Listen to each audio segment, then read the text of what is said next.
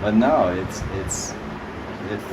having a guru, when you surrender the guru, it means that you're signing a contract. Say, okay, I'm surrendering the guru, which means I agree to dedicate life after life after life to the service of my Ishta Devata, under the guidance and blessings of my guru, with the hope and with the desire to attain liberation in Krishna Prem as an eternal loving servant of Radha and Krishna. So you're signing a contract for many lifetimes when you surrender to Guru.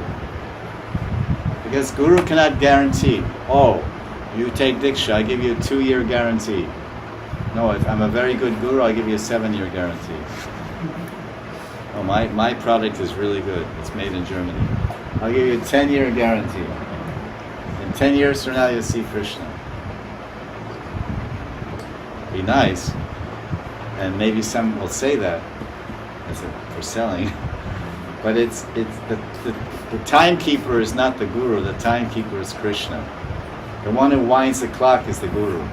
He winds the clock and gives it to you. That when it's going to ring, that's set by Krishna. So the gopis are being neglected. They're being told, "Go home." I said yesterday, "Go home," or "I'm not good," you know. You go. So then the mind says, "Oh, my guru's not good," you know.